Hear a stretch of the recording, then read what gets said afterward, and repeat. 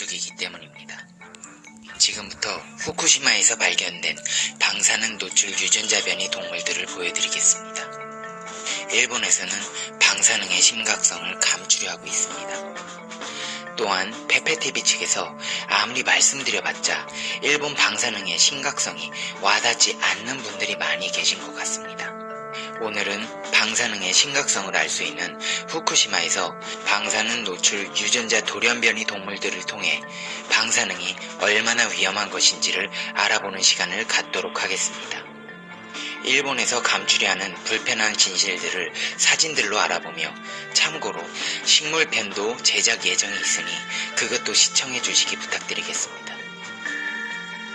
귀여움의 상징 토끼는 귀가 쫑긋하게 나 있어야 하죠. 이 토끼를 한번 보세요. 귀가 없습니다. 놀라우신가요? 놀라시긴 아직 이릅니다. 이제 시작입니다. 하나하나 차근차근 보겠습니다. 최근 일본 도쿄에서 기형생물이 잇따라 모습을 드러내자 지난 후쿠시마 원전 사고로 유출된 방사능 물질이 인근 생태계에 영향을 끼치고 있을 가능성이 있다는 주장이 제기됐습니다. 일본 마이니치 신문은 사이타마현에서 온몸이 파란 청개구리가 발견됐다고 보도했습니다. 사이타마는 원펀맨의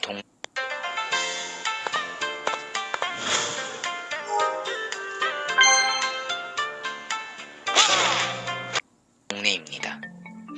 애니메이션에서 보면 거기서 괴물들이 많이 나옵니다. 원펀맨은 현실을 베이스로 한 애니였습니다. 언젠가 우리가 이렇게 괴물들과 싸워야 할 날이 올 수도 있습니다. 여러분은 걱정 마십시오. 페페TV가 지켜드리겠습니다. 이 지역에서 파란 개구리를 발견한 이와사키 야스오 씨는 계속 이 근처에 살고 있는데 파란 개구리는 처음 본다면서 놀라워했습니다. 현지 생태계보호협회 관계자는 파란 개구리는 선천적으로 노란색 색소를 갖고 태어나지 않은 돌연변이 개체로 보인다면서 파란 개구리는 황록색 개구리에 비해 포식자의 눈에 띄기 쉬워 살아남기 어렵다고 말했습니다. 또 아사히 신문 보도에 따르면 같은 달 사이타마현에서는 온몸이 샛노란 황소개구리가 발견됐습니다. 사이타마 현립 수족관 관계자는 색소 부족으로 보인다면서 노란 청개구리라면 전례가 있지만 노란색 황소개구리가 발견된 사례는 이번이 처음이라고 말했습니다. 최근 도쿄와 도쿄 인근에서 기형생물이 잇따라 모습을 드러내자 지난 2011년 동일본 대지진으로 인한 후쿠시마 원전 사고와 이 같은 일이 무관하지 않다는 주장도 나오고 있습니다. 동물 생태 전문 기자 사토 에이키 씨는 희귀 생물을 다룬 다큐멘터리 영화 팬텀 오브 파라다이스를 공개했습니다. 그는 이 영화를 통해 2년 전부터 도쿄에 기형생물이 늘어나고 있다며 방사능 물질이 땅속에 축적되고 있기 때문일 거라는 가능성이 있다고 주장했습니다. 여기 물고기를 한번 보십시오. 한 일본 낚시꾼이 잡은 괴상한 생김새의 물고기가 누리꾼들을 경악해 했습니다. 영국 일간 미러에 따르면 일본 홋카이도 인근 바다에서 괴물처럼 보이는 거대 물고기가 잡혀 눈길을 끌고 있습니다. 일본 출신의 낚시꾼인 히라사카 히로시는 긴 사투 끝에 몸 길이 2m에 달하는 검은 물고기를 포획하는 데 성공했습니다. 히라사카 히로시는 3개월 내 2번 정도 홋카이도를 힘들게 찾아온 보람이 있다며 여태껏 본 물고기 중에 가장 무섭게 생겼다고 흥분한 기색을 감추지 못했습니다. 한편 해당 사진을 접한 누리꾼들은 지난 2011년 일본 대지진으로 인해 방사능 누출 사고 이후 등장한 돌연변이가 아니냐는 의혹을 제기하고 있습니다. 얼굴이 2개인 동물들도 보여드리겠습니다. 여기 상어 새끼 보이시나요? 제대로 헤엄도 못 쳐보고 죽었습니다. 보통 이런 개체들은 생존력이 떨어져서 오래 살 수가 없습니다. 그래서 성체가 되기 전에 죽어버립니다.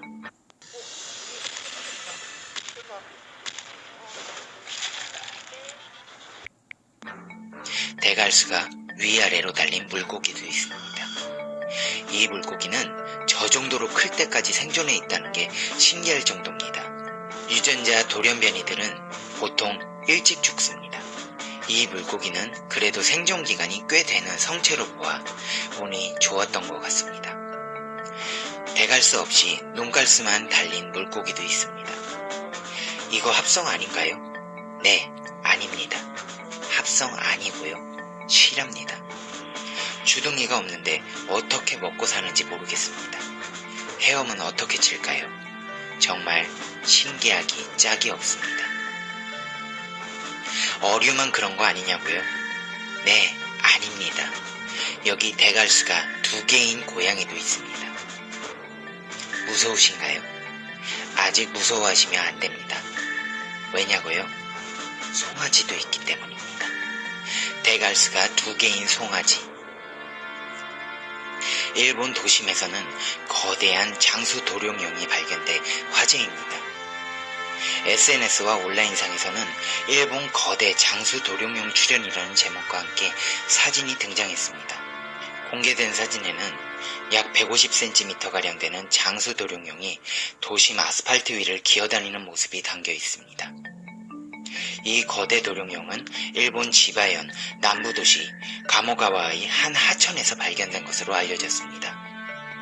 이 도룡뇽은 일본 요괴 가파의 유래로 추정되고 있습니다. 가파란 물속에서 살며 어린아이만한 덩치를 가졌다고 알려진 일본 전설상의 요괴로 어린아이를 물속으로 끌어들여 영혼을 흡수해 죽이는 요괴로 유명합니다. 이 말벌도 한번 보시죠. 엄청 크죠? 이 말벌의 크기는 대략 8cm로 대형 벌에 속하는 장수 말벌 성체보다 2배가량 큽니다. 여왕 장수 말벌이 5cm라는 점을 감안해봐도 이례적으로 큰 개체에 속합니다. 일본 방사능 수증기 유출로 국민들의 불안감이 확산되고 있습니다. 각 온라인 게시판에는 일본 방사능 돌연변이 등의 제목으로 후쿠시마 돌연변이 동식물의 사진이 게재되었습니다. 공개된 사진에는 머리 2개 달린 거북이, 기형으로 자란 꽃과 토마토 등이 담겨 있습니다. 일본 도쿄전력은 후쿠시마 원전 3호기에서 초고농도 방사능에 포함된 수증기가 나오고 있다고 전했습니다. 일본 방사능 돌연변이 사진을 접한 네티즌들은 일본 방사능 수증기 정말 무섭다, 대책이 필요하다, 사람에게 저런 일이 생길까 두렵다 등의 반응을 보였습니다. 여러분, 이런 방사능 국가에서 올림픽을 열겠다고 합니다. 그리고 선수들에게 후쿠시마 농작물을 식탁에 올리겠다고 합니다. 군대에서 화생방 시간에 알아야 산다는 구호를 외치면서 뛰어다닙니다. 여러분, 알아야 살 수 있습니다. 페페TV에서는 지금부터 분위기를 바꿔서 후쿠시마 방사능의 심각성을 알려드리겠습니다. 자세하게 팩트체크 해드릴 테니 보시고 경각심을 가져주시기 바라겠습니다. Information Broadcasting. 당신이 구독해야 할 단 하나의 채널, 페페TV 팩트 체크. 방사능은 눈에 보이지 않습니다. 냄새도 없습니다. 색깔도 없습니다. 일본 기상청이 후쿠시마에서 날아온 공기 중 먼지 덩어리를 4개월 동안 추적한 결과 세슘 입자 하나를 초미세 현미경으로 찾아냈다는 발표가 있습니다. 크기는 0.00026cm, 육안으로는 볼 수 없는 크기입니다. 그런데 이 미세 세슘 입자 하나에 들어있는 방사선량은 3.8 베크럴이라고 합니다. 베크럴은 방사능 활동의 양을 나타내는 국제 표준 단위입니다. 1초에 방사성 붕괴가 한 번 일어날 때 1베크럴이라고 하니 이 초미세 세슘 입자는 1초에 3.8번 방사성 붕괴를 일으키는 셈입니다. 방사성 붕괴는 불안정한 상태의 원자력이 자발적으로 어떤 종류의 입자 또는 방사선을 방출하고 안정된 상태에 다른 원자핵으로 전환하는 과정을 말합니다. 눈에 보이지도 않는 초미세 입자 하나에서 1초에 3.8번의 방사선 붕괴가 일어난다니 이게 우리 몸으로 들어간다면 어떻게 될까요? 핵 분열을 할 때 발생하는 방사성 동위 원소인 플라토늄과 세슘은 대표적인 위험물질입니다. 처음 방사선 양이 절반으로 줄어드는 데 필요한 시간을 나타내는 반감기가 세슘은 30년입니다. 따라서 음식을 통해 내부 피폭이 되면 인체에 큰 영향을 줍니다. 세슘이 인체 내부로 들어가면 칼륨과 같은 작용 양상을 보입니다. 칼륨은 감자에 많이 들어가는 영양소인데 인체 전체로 흡수가 잘 됩니다. 그래서 세슘이 우리 몸에 들어가게 되면 장기 곳곳으로 퍼져 암 발생률을 크게 높입니다. 근데 이 세슘 반감기가 30년이나 됩니다. 의사인 미타 씨는 도쿄에서 30년간 병원을 운영했습니다. 그는 2014년 도쿄에서 비행기로 2시간 거리인 일본 서부 오카야마 현으로 피신했습니다. 그는 자신의 어린이 환자들에게 이상 증세를 목격하고 세슘의 공포를 이렇게 전했습니다. 10세 이하 어린이들의 백혈구가 감소했음은이다. 특히 3세 미만의 영유아들은 중증이었음은이다. 그런데 중증인 아이들이 도쿄에서 서쪽으로 피신하면 백혈구 수치가 거의 정상치로 회복된다는 사실을 알았음은이다. 그는 아이들의 백혈구 내 호중구 세포가 급감한 사실을 알게 됐다고 합니다. 호중구는 백혈구 안에 최전방 순찰대로 불립니다. 바이러스나 인체 내부로 세균이 침투하면 제일 먼저 달려가서 싸우는 고마운 저항세포입니다. 생존기간도 2, 3일로 짧고 장렬하게 전사해 우리가 흔히 아는 고름의 형태로 생을 마감합니다. 호중구 수치가 급격하게 떨어지면 우리 몸의 저항력 눈에 띄게 약해진다는 것이 그의 설명입니다. 그가 도쿄에서 본 환자들은 호중구 수치가 정상보다 3분의 1에서 절반 가까이 낮았다고 합니다. 그래서일까요?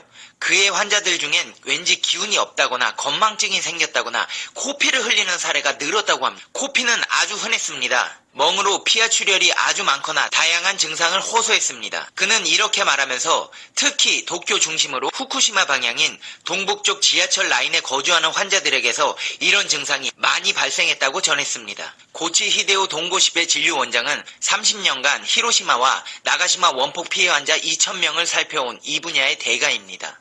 그는 2011년 후쿠시마 원전 폭발 당시 방출된 세슘의 실태를 이렇게 전했습니다. 일본 기상청의 연구 결과를 보면 0.00026cm 크기의 세슘 초미세 입자가 1제곱미터당 100개 정도씩 후쿠시마에서 170km 떨어진 이바라키 현까지 날아왔습니다. 일본의 대표적인 시사 만화 잡지 맛의 달인에서 2011년 이후 후쿠시마 사고 현장을 다녀온 주인공이 갑자기 코피를 쏟는데 그 이유가 방사능 세슘 피폭이라는 내용이 나옵니다. 작가는 이 같은 주장에 대해 일본 관방장관이 나서서 공개적으로 세슘 피폭과 갑작스러운 코피 증세는 연관성이 없다는 기자회견을 열었지만 많은 시민을 세슘 공포 속으로 밀어넣었습니다. 고치 원장은 다음과 같이 부연 설명했습니다. 세슘 입자 크기는 0.00026cm이고 세슘이 6.5 베크럴이 든 금속 입자가 코 점막에 붙는다면, 그리고 만약 그것이 상당한 양이라면 코 점막 중 키젤바우 부위는 혈관이 많아 대부분 그곳에서 코피가 나는데 그 부위에 금속 입자가 부착되기 쉽습니다. 그는 일본 기상청의 연구 보고서를 토대로 코 점막에 얼마나 많은 양의 세슘이 부착될 수 있는지를 계산했고 이것이 상당한 양임을 확인해 학회에 보고했다고 합니다. 코안 국소에 대량 피폭된다는 겁니다. 그 세슘 입자가 붙은 국소가 혈관일 경우 얼마나 피폭되었는지를 계산해봤습니다. 하루 동안 부착되었을 경우 적어도 130mSv 정도였습니다. 이 정도면 단순히 코를 만지는 자극만으로도 혈관이 손상돼 코피가 날 수 있습니다. 일반인의 연간 방사선량 피폭 허용치가 1mSv인 점을 감안하면 이보다 130배나 많은 방사능 세슘이 코 점막에 붙었고 이것이 갑작스러운 코피 증세의 원인이라는 주장입니다. 물론 일본 정부가 밝힌 설명과는 배치됩니다.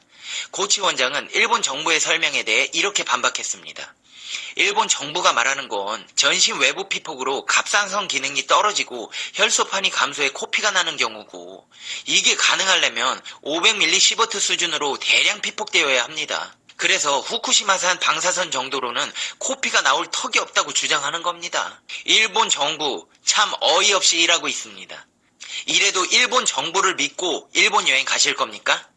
심지어 일본 사람들조차 도망가고 있습니다.